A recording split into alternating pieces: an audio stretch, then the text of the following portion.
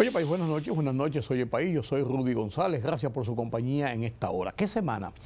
Una semana asignada principalmente por el tema de Melissa. Si Melissa fue hasta la semana pasada una amenaza, hasta el domingo, una amenaza, sábado, domingo, una amenaza para República Dominicana, principalmente para toda la costa sur. No es menos cierto que todavía ya Jamaica, Cuba y siguiendo hacia el Atlántico abierto, continúa siendo una amenaza. Un poderoso huracán que llegó a 295 kilómetros por hora. Categoría 5. Y ya ustedes ven los estragos que causó en Jamaica, lo que pasó en Cuba. Y aunque solamente sentimos los efectos de la nubosidad en la costa sur de República Dominicana, siendo todavía una tormenta, Melissa ha seguido manteniendo un estado de inestabilidad en todo lo que es la República Dominicana a lo largo también de esta semana. Fuertes lluvias, algunos vientos en algunas zonas, toda esta inestabilidad. Y lógicamente nos deja muchas experiencias, muchas enseñanzas nueva vez. Una de ellas es que la preparación, el seguimiento, la prevención de las autoridades y de la gente redunda en evitar pérdidas de vida, no solamente pérdidas de vidas, sino de propiedades y de situaciones enojosas. Es una semana compleja, es una semana donde, además de eso, hemos tenido en el plano internacional fuertes situaciones con un presidente de los Estados Unidos por allá, por Asia, pero con posiciones importantes. Vamos a hablar un poco de lo que ha pasado en todo esto después de la pausa. La libertad solo reside en los estados en los que el pueblo tiene el poder absoluto. Por el respeto a los valores democráticos y la dignidad del pueblo dominicano, el rumbo de la tarde, plural, objetivo, comprometido siempre con la verdad. Con Georgie Rodríguez, Rudy González y Ramón Colombo. Los poderosos ya están en el aire.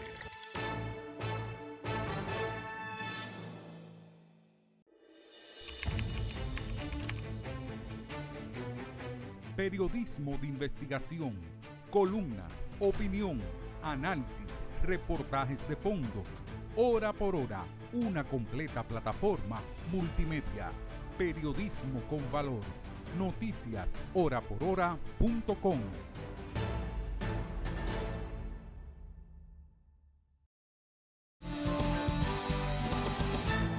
La conspiración, por así decirlo, la trama que se había urdido a propósito de un encuentro en un hangar del aeropuerto doméstico Joaquín Balaguer, aeropuerto de Ligüero, como usted quiera llamarle,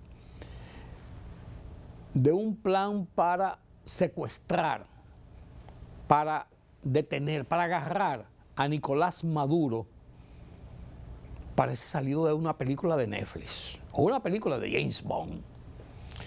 Interesante ver este relato de cómo un agente de la seguridad norteamericana con sede en la Embajada de los Estados Unidos en República Dominicana hizo los contactos a propósito de una información de que unos aviones de Nicolás Maduro de Venezuela estaban en los hangares del aeropuerto de Ligüero para fines de mantenimiento. Esa historia la conocemos porque los dos aviones fueron después incautados, uno primero y otro después, por la autoridad norteamericana con el apoyo de la autoridad de República Dominicana. Uno de ellos viajó, se lo llevaron a Miami, el otro está todavía en el aeropuerto El Ligüero. Pero este relato de cómo se contactó a uno de los pilotos de la extrema confianza, según dicen los reportajes, del presidente Nicolás Maduro, un coronel del ejército bolivariano de Venezuela, el hombre que le había piloteado varias veces el avión a los viajes de Nicolás Maduro, en ese avión que se usaba como suerte de un avión presidencial. Cómo este hombre fue contactado, según ese relato, para que en un momento cuando salieran con Nicolás Maduro a hacer algún viaje, él pudiera desviarse de su ruta de una forma muy cauta, muy precavida, salirse de su ruta y llevar a Nicolás Maduro a un determinado aeropuerto y allí ser agarrado por las autoridades norteamericanas que han puesto $50 millones sobre la cabeza del arresto de Nicolás Maduro. Pero todo esto de cómo fue la conversación, de cómo fue las ofertas, de cómo pasaron unos días, de cómo se volvió sobre el tema, de todo esto, ese relato, las lealtades, las deslealtades, son dignos de una película. Pero son dignos de una película, pero además de esto, ponen el marco de la realidad que los Estados Unidos no solamente están presionando con Nicolás Maduro sobre la base de que si perdió las elecciones, que tiene que salir del poder, sino que tienen en serio estructurados elementos que se puedan presentar en el momento coyunturales que le permitan la captura de Nicolás Maduro. Que hay un objetivo en capturar a Nicolás Maduro y sacarlo del poder. Que el tema de los barcos frente a Venezuela y la lucha contra el narcotráfico no es solamente eso, sino que hay un tema político institucional con el caso de Maduro en Venezuela. Esto es lo que plantea. Que leerse esos relatos. Hay una historia, dos historias bastante largas y con algunos segmentos de esto publicados en el Listín Diario. El periódico Diario Libre también publica, pero el Listín Diario hace unas reseñas mucho más amplias y con mucho más detalles. Y hay incluso fotografías. Ahí está una fotografía. Ese es el piloto con Nicolás Maduro. Ese es el avión, uno de los aviones incautados. ¿Qué ha pasado en Venezuela? Porque esto fue el año pasado. A lo largo de este tiempo, ¿qué ha pasado con la inteligencia de los Estados Unidos, la seguridad de Estados Unidos, la CIA, que en un momento determinado se dijo que iba a actuar en territorio venezolano propiamente para infiltrar y tratar de lograr su objetivo, la captura de Nicolás Maduro? Hay muchos huecos que esta historia deberá ser compensada en un momento determinado. Hasta ahora conocemos lo que se ha publicado. Y pueden haber fuegos artificiales. Y pueden haber cosas todavía dentro del secreto de la inteligencia, dentro de la acción infiltrada. O sea, puede haber de todo. Pero qué interesante y qué papel jugó República Dominicana en todo esto. Es interesante verlo porque uno pensaba, esto del avión, de que se incautaron el avión, de que si no lo incautaron, de que está aquí, de que viene aquí a hacer mantenimiento, de que si pito, que si flauta, que si esto, que aquello. Uno lo vio del lado de esa acción. Incluso cuando el canciller, secretario de Estado, Marco Rubio, vino a la juramentación de Luis Abinader en agosto del año pasado, representando a los Estados Unidos, antes de irse, antes de partir, fue al hangar donde estaba el avión de Nicolás Maduro, allí en el aeropuerto El Higüero, y estaba presente cuando uno de los agentes fue y le puso el letrero confiscado por la autoridad, por la justicia de los Estados Unidos. O sea, estamos hablando del más alto nivel en los Estados Unidos. El secretario de Estado es el tercer hombre prácticamente en línea de mando efectivo en los Estados Unidos, presidente, vicepresidente y secretario de Estado. Porque la política internacional de los Estados Unidos es una base estructural de la gobernanza desde la Casa Blanca. Estamos claros en eso. Entonces, hay que ver qué se estaba cociendo ya en ese momento y la importancia y la trascendencia que se le dio a ese operativo que falló. Ese operativo, pues no se sabe qué otras bases quedaron abiertas, qué otros huecos fueron penetrados en el entorno mismo del presidente Nicolás Maduro. En el entorno mismo del anillo y de la cúpula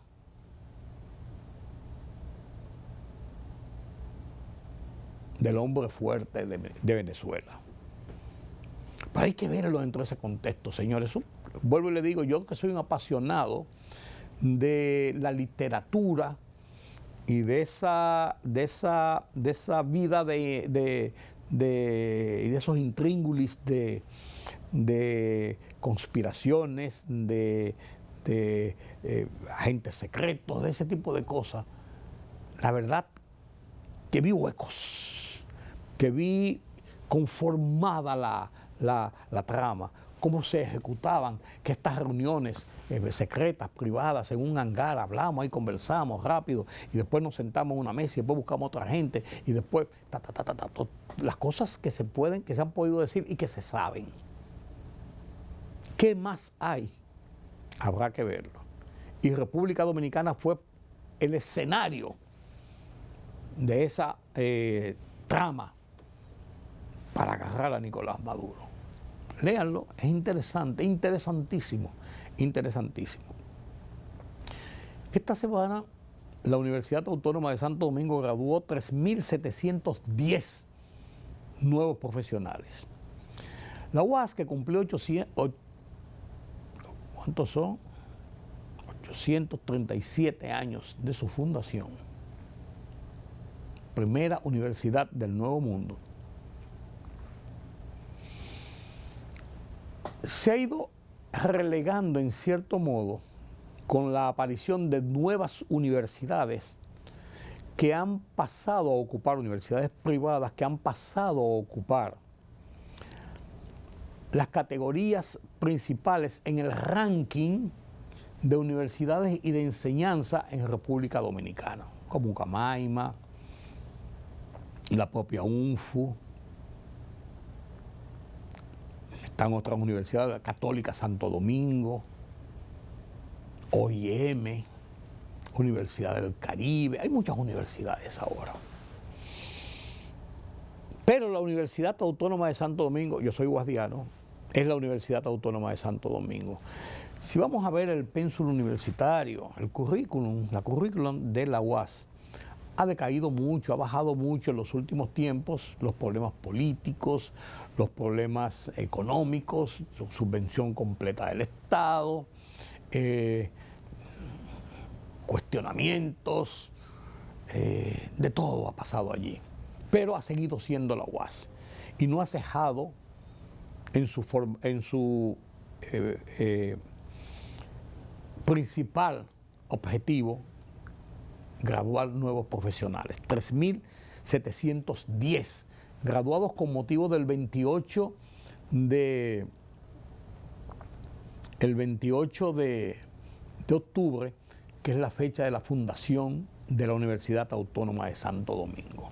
Enhorabuena, enhorabuena. Esta semana también el presidente de la Junta fue categórico con esto de que no comiencen a inventar, de que aquí se va a votar con lo que sea, que se va a votar con la cédula de identidad y electoral. Se va a renovar la cédula de identidad y electoral.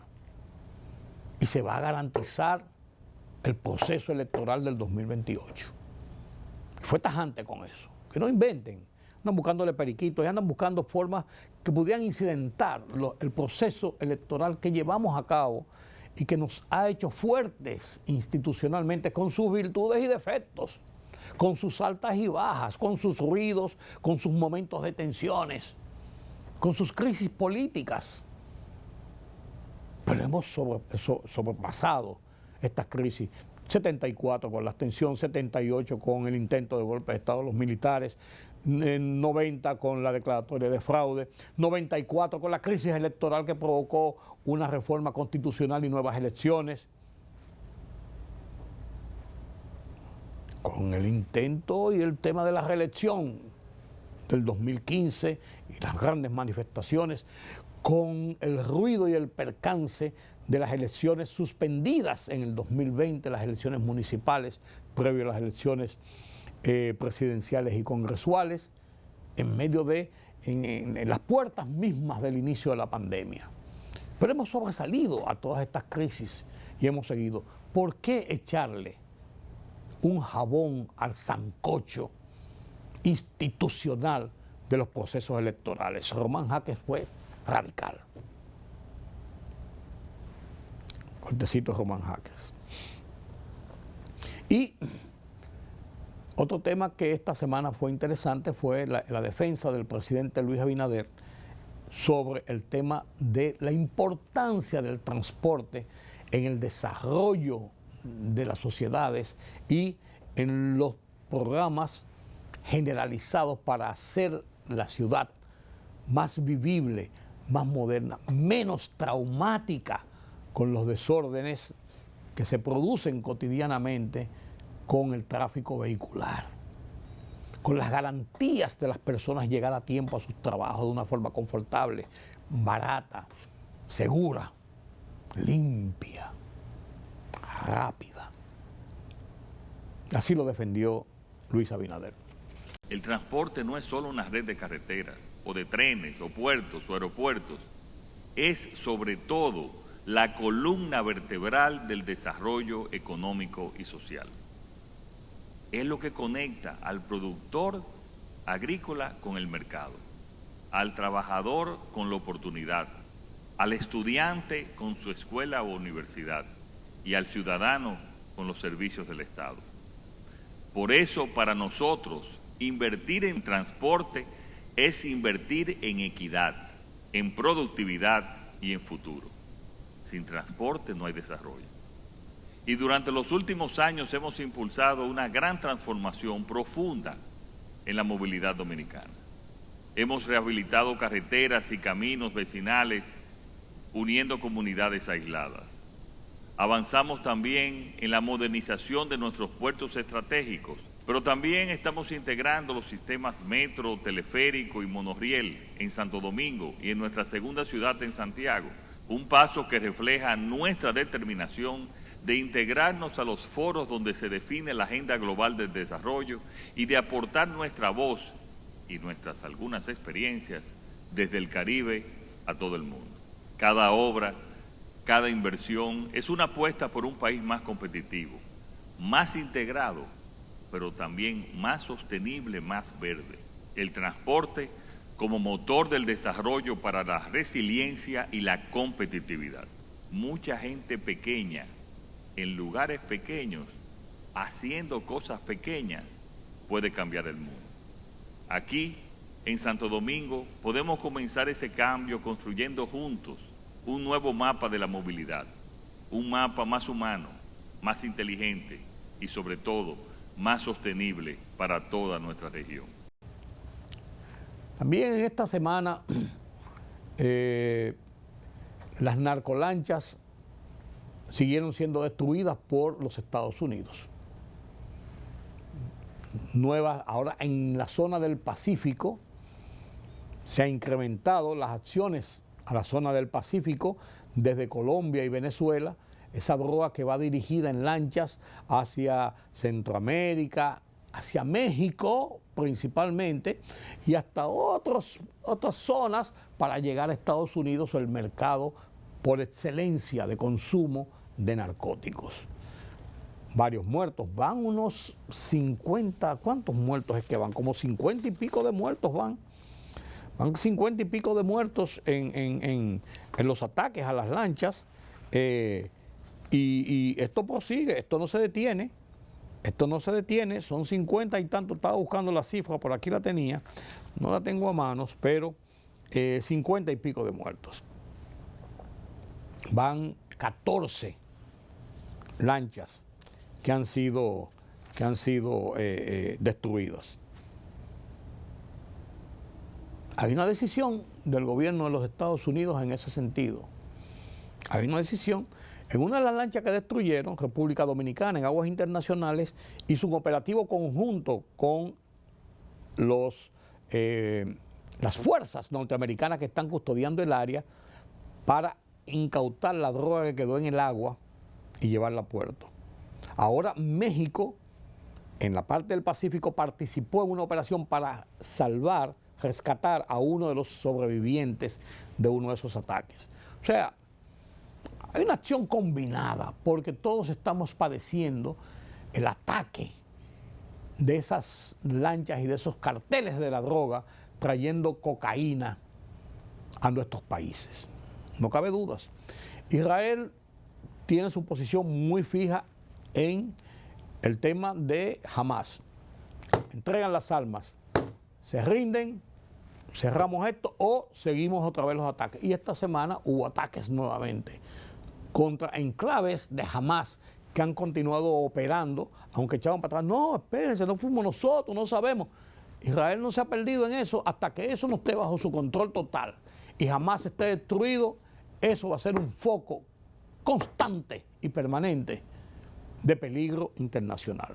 Y en Brasil, señores, 64 muertos en un operativo en las favelas, un mega operativo, como le llaman, para destruir carteles de distribución de drogas, del crimen organizado, del sicariato. Entraron las fuerzas y ahí es a sangre y fuego, 64 muertos. Una lucha campal contra el crimen organizado, contra el narcotráfico, que opera con muchos recursos y sin miramiento de la seguridad de nadie, ni de las autoridades tampoco. Que esto es digno de imitar, yo no sé. Usted saque sus conclusiones. Pero definitivamente hay una lucha contra el narcotráfico. Mi columna de esta semana la refiero a cómo actuó el gobierno y la sociedad frente al paso de Melissa.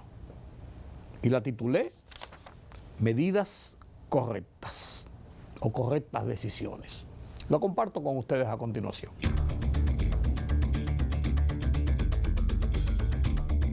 La pandemia del COVID-19 nos enseñó con precisión que la prevención, el seguimiento y el desarrollo de un plan de acción de cara a la adversidad provocado por la naturaleza o el destino reporta resultados positivos para la seguridad ciudadana y más si en el mismo camino y propósito interactúan autoridades y sociedad. Es el reto que nos representó el paso de la tormenta Melissa. Impredecible, errático, casi estacionario, sin rumbo definido por momentos, pero arrojando fuertes lluvias. Los episodios de los noviembres de 2022 y 2023, con serias pérdidas de vida y propiedades en pocas horas, en cada ocasión, son ejemplos de nuestra fragilidad y falencias. El drenaje, las cañadas, la basura, el enjambre de alambres colgando de postes del tendido eléctrico, la imprudencia, etc. Me cuadra la cabeza, como suelo decir, escuchar cuestionamientos, críticas emitidas por algunos sobre el por qué la autoridad paralizó el país por varios días.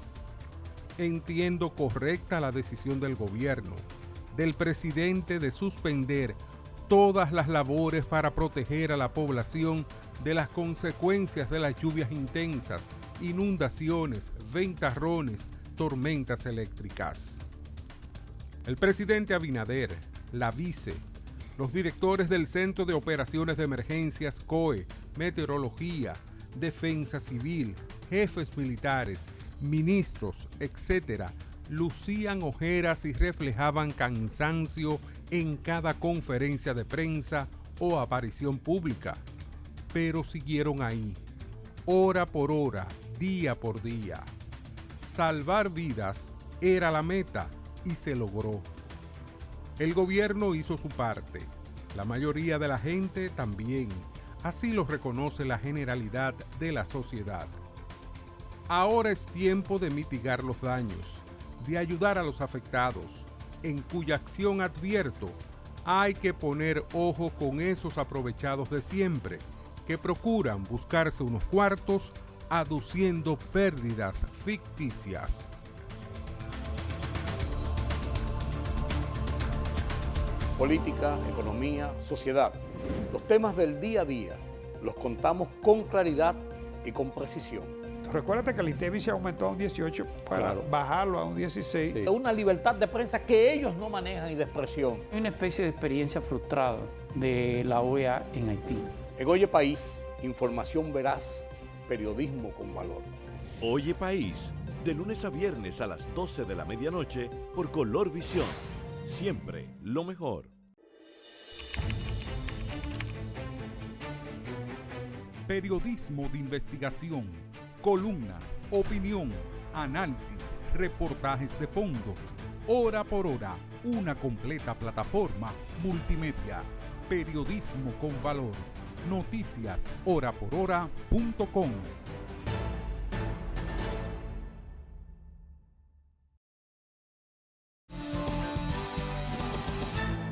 El gobernador del Banco Central planteó la situación, la realidad de la economía dominicana a lo largo de este año, las cifras frías que nos indican la realidad del panorama dominicano, porque a veces se toman cositas aquí, cositas allí, se busca un punto para la crítica, se busca un punto para la ponderación, pero cuando uno ve todo en el ambiente generalizado, entiende muchas cosas de la economía. Entiende los porqué de dónde estamos y hacia dónde vamos. Fue explicado de una manera franca, tranquila, de una manera contundente. De una manera contundente. Vamos a ver parte de ese discurso donde el gobernador del Banco Central, con motivo del 78 aniversario de la fundación del Banco Central, hace los planteamientos generales de la situación de la economía dominicana. Después de esta presentación, conversamos con Carlos Cuello para que nos haga el análisis individual y profundo y el significado de toda esta situación. Veamos. La inflación, amigos, se ha mantenido dentro del rango meta establecido en el programa monetario aprobado por la Junta Monetaria de 4% más 1 menos 1 en los últimos 29 meses, un récord que en más de 2 años hayamos mantenido un nivel de inflación dentro del rango de la meta del programa monetario, situándose en 3,76 interanual a septiembre, una de las tasas más bajas entre las economías no dolarizadas de América Latina. Las exportaciones ascendieron a 11.600 millones entre enero y septiembre, 11.7% interanual, destacándose las nacionales que superaron los 5.100 millones y las zonas francas que alcanzaron unos 6.500 millones de dólares. En adición a estos ingresos, la economía recibió importantes flujos de divisa por turismo, remesas e inversión extranjera directa. En efecto, los ingresos por turismo ascendieron a unos 8.500 millones y por remesa a unos 8.900 millones en enero-septiembre. La inversión extranjera directa alcanzó 4.000 millones durante este periodo de enero-septiembre, destacándose las inversiones de minería, energía y comunicaciones. Estimados amigos, a pesar de las condiciones adversas que ha prevalecido en el escenario internacional, el Producto Interno Bruto Real de nuestro país acumuló un crecimiento de 2.2% en enero-septiembre de 2025, similar al desempeño que exhibiría la región latinoamericana para el cierre del presente año. Se espera que la economía dominicana retorne gradualmente a su crecimiento potencial en los próximos trimestres, en la medida en que se disipe la incertidumbre global y se reactive la inversión privada y se incremente el gasto de capital del sector público como está aconteciendo ya. Analizando el discurso del gobernador del Banco Central sobre la situación de la economía dominicana con motivo del 78 aniversario de la fundación del Banco Central, hizo unos planteamientos generales, pero también individualizó las situaciones. Conocemos el discurso, a grosso modo, pero el análisis de ese discurso, ¿qué significa para la realidad dominicana y nuestras proyecciones? Nadie mejor que Carlos Cuello, yo no diría para interpretarlo, para analizarlo y para ponerlo dentro del contexto que podamos entenderlo mejor. Buenas noches, Carlos. Buenas noches, don Rudy. A propósito de los 78 años del Banco Central, sí, 1947, Así parece es. que fue ayer, usted lo recuerda, ¿no? Entonces, fíjese. Yo nací en el 50, don Carlos, no me tire gancho así.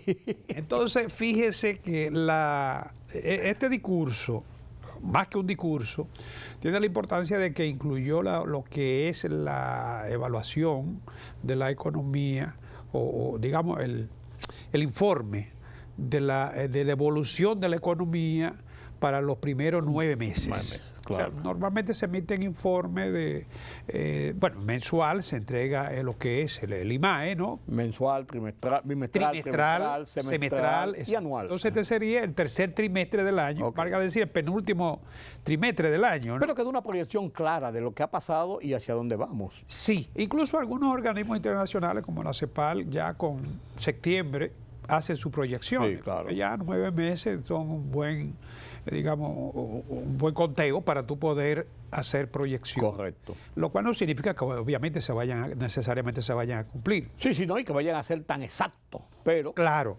Da un perfil claro. Exacto. De todo modo, el comportamiento de la economía para los primeros 9 meses, ¿no? Está reportando un crecimiento de 2.2%. Hay que destacar que el mes anterior había sido 2.3. Sí. Ya está retrocediendo. El mes de septiembre, de hecho, el crecimiento fue de apenas un 1.1 para el mes de septiembre. Sí.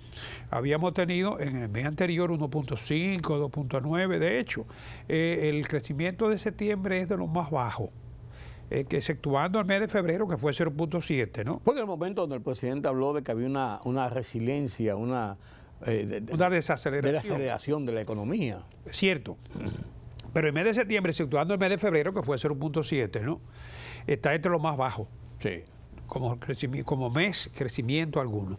Y te voy a decir algo, yo no dudo que el mes de octubre también tenga sus dificultades. Porque ahora, a raíz de la tormenta, Melissa, prácticamente una semana, si no se perdió, por lo menos se ralentizó la actividad económica. Sí.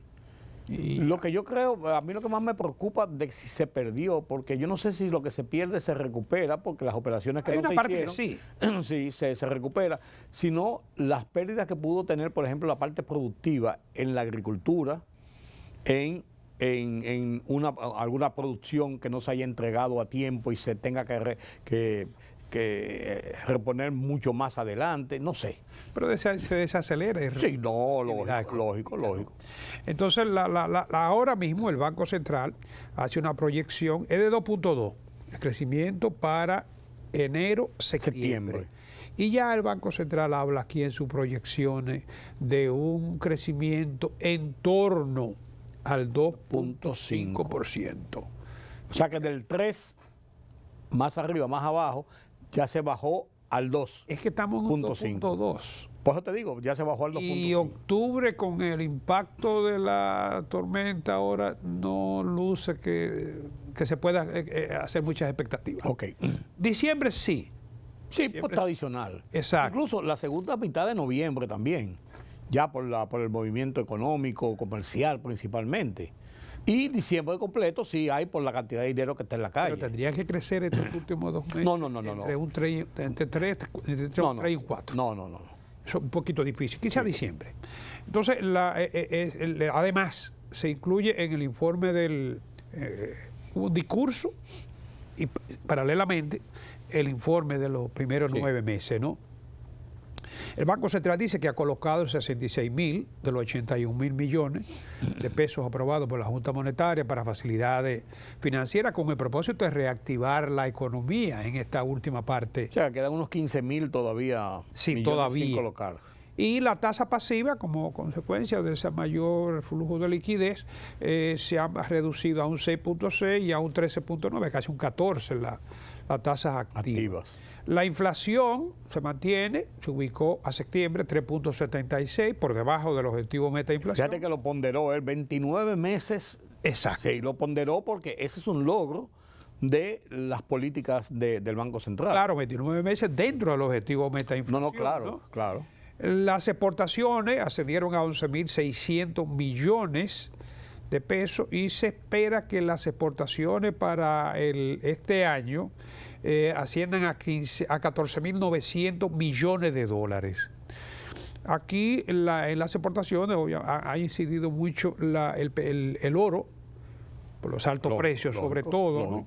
Fíjate que la zona franca, que representan tradicionalmente las 2/3 partes de las exportaciones, bajan a un 60%. O sea, el ritmo de expansión de la zona franca se ha visto afectado. Sí. Y es natural con toda esta política de guerra arancelaria. Los aranceles, claro. Exacto. Además que estamos pagando ya un arancel del 10% adicional, porque estamos dentro del paquete del 10%. Claro. Entonces, otros datos, las importaciones siguen prácticamente duplicando lo que son las exportaciones.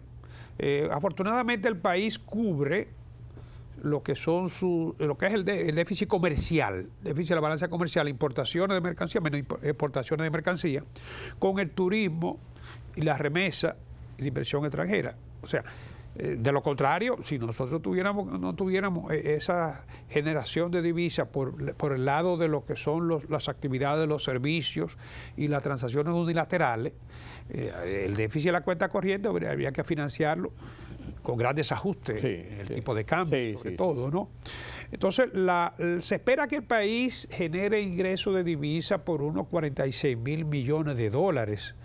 Las remesas, por ejemplo, están generando remesa, exportación 11.000, remesa 8.500 hasta ahora, ¿no? 8.6, tenemos 8.6 millones de visitantes y los ingresos por turismo, 8.500 y por remesa 8.900. O sea, se espera que ambos sobrepasen los 11.000 millones de pesos en lo que es la generación de divisas, prácticamente casi la mitad de lo que son las divisas que genera el país, ¿no? Fíjate que la inversión extranjera ya va por 4.000 y se espera que genere 4.800 millones de dólares. A un total, como tú habías proyectado, de poco más de 46.000 millones de dólares en el conjunto. Claro. ¿Tú habías proyectado eso en alguna de tus intervenciones? Claro. Va a haber un déficit de la cuenta corriente de unos 2.5% del PIB, pero afortunadamente la inversión extranjera cubre el déficit de las cuentas corrientes. Por eso, aunque hemos tenido deslizamientos cambiarios, pero no ha sido tan lacerante, digamos, ¿no? Sí, las reservas internacionales se han reducido, están en 13.300 millones de dólares. Eso representa apenas el 10.4% del PBI, ahí en el borde de lo que el Fondo Monetario aconseja que es el 10%, ¿no? Y casi 5 meses de importaciones, ¿no? El sector financiero tiene buenos indicadores de desempeño, crecimiento de 11.5%, aumento en el patrimonio de 10.2% y un ROE, o retorno sobre equity, el capital de 21.7 y un ROA de 2.6.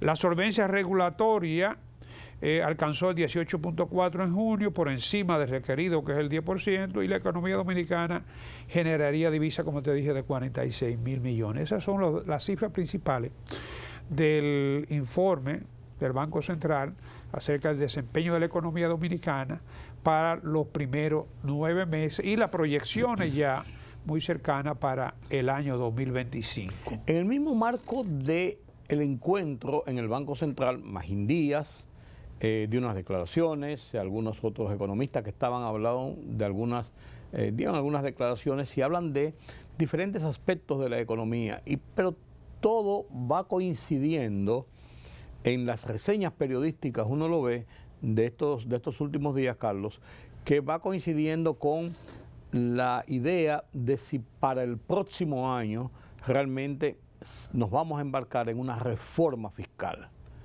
de si se hace necesario para recomponer todo esto todavía en el tiempo en que no entremos en la disputa política, que es donde a veces se contamina una acción de esta naturaleza, y se habla de eso. Mira, la reforma todo el mundo sabe que es una necesidad. Que sea el tipo de reforma que todo el mundo por consenso la apruebe, esa es otra cosa. Esa es otra cosa, sí. Porque, eso es como aquello de que todo el mundo sabe que sí, pero nadie la quiere. Exacto, porque como todos sabemos, el país no puede seguir financiando su déficit con endeudamiento, como pasó ahora la semana pasada, en medio de la tormenta, 600 millones de dólares de endeudamiento, que te incrementan el volumen de la deuda, aunque no exactamente en la misma proporción, porque parte de esos recursos son para refinanciar, o sea, para reenganche, ¿no? Entonces no tienen un impacto. Para no caer mora, te entra el día y entonces reengancha. No, por eso el país ha logrado mantener el acceso a los mercados internacionales de capital. De lo contrario, hubieran cerrado la puerta ya, ¿no? Pero no podemos seguir abusando, no podemos seguir utilizando ese endeudamiento. Sobre todo, que la gran parte de ese endeudamiento es para gasto corriente. No para obras de reproducción. Por eso te digo, si fuera para hacer inversiones, las inversiones de alguna manera tienen algún valor de una recuperación. Un retorno. Es un retorno, correcto. Pero para financiar gasto corriente, o sea, con un presupuesto que... Es deuda para pagar deuda. En gran parte. Entonces, la posibilidad de que se haga la reforma el año que viene, habría que ver qué tipo de reforma. Mira, se está proyectando que la economía dominicana para el año que viene va a tener una buena recuperación. Se sabía que iba a ser un año de mucha incertidumbre.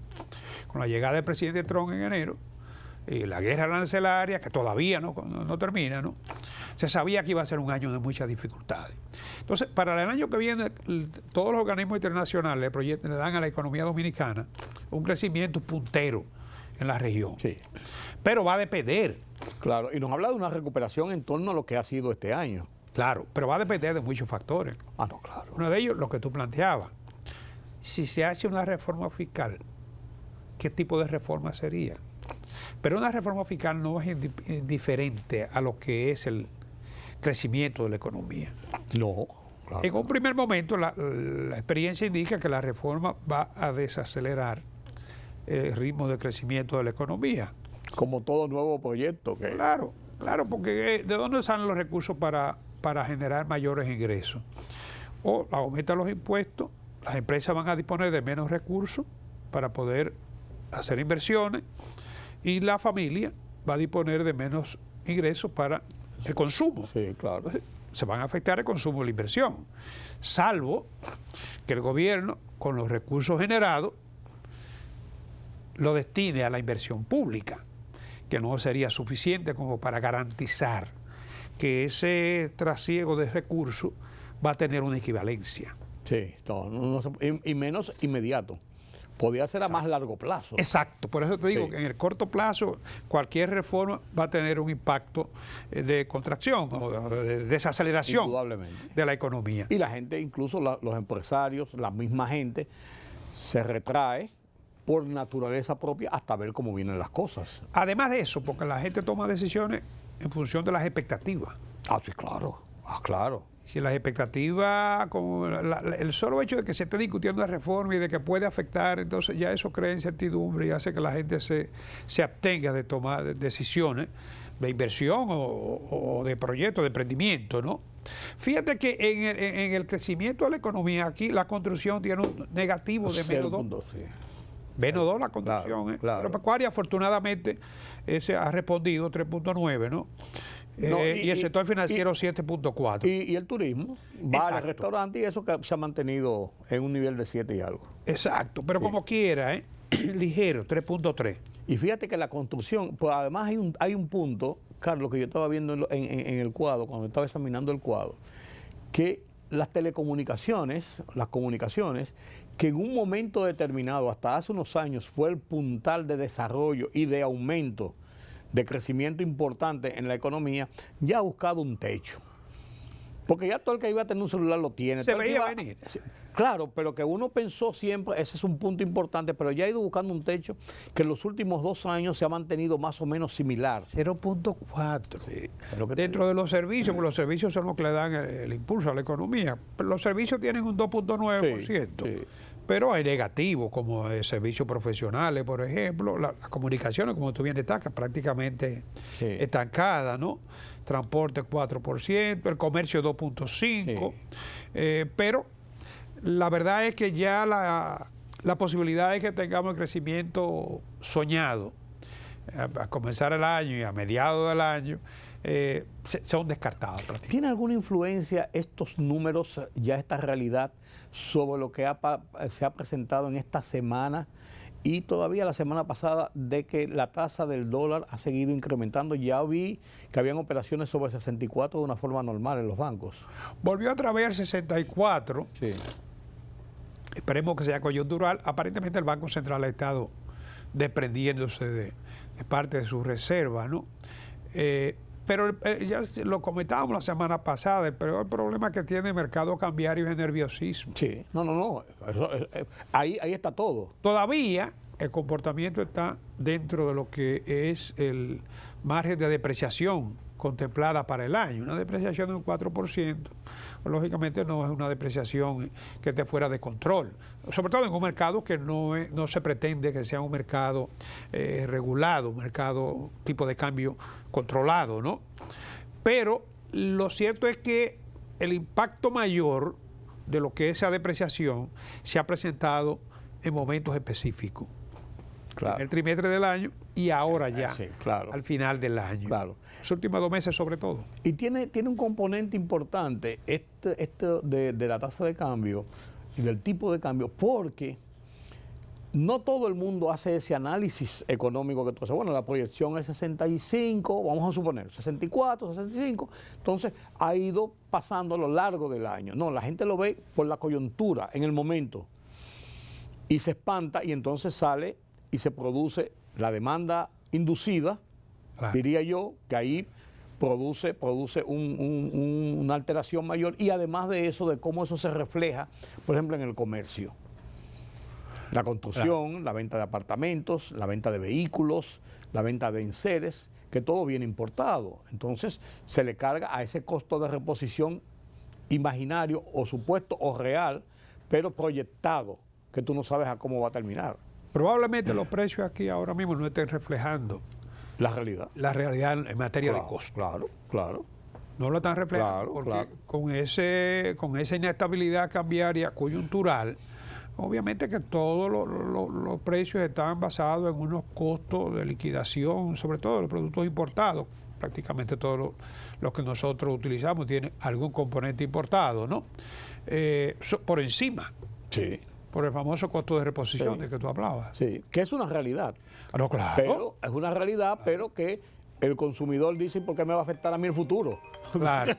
Digo, ¿tú me entiendes? ¿Por qué me va a afectar el futuro? Debió afectarme el presente. Claro. Pero el comerciante, el empresario, lo ve al futuro, porque tiene que volver y tiene que continuar. Así es. Es un dime y direte. Ya estamos despidiendo el mes de octubre. Sí, ya tendremos que vernos el mes que viene. Así es, si Dios nos lo permite. El mes que viene ya. Así el es. mes 11 del año. Penúltimo. Oye, el mes de Thanksgiving, el mes de Black Friday, el mes de que comienza la musiquita de Navidad. Ojalá y la lluvia no pare la fiesta, sí, como dice Fernandito. Exacto. Gracias, don Carlos. Gracias por por este conversatorio. Qué bueno ver en este contexto de la voz de un profesional cómo uno entiende en cristiano común cómo va nuestra economía. Gracias de nuevo por acompañarme. Yo soy Rudy González. Mañana tenemos una cita nueva vez aquí en Color Visión. Pasen un feliz resto de la noche.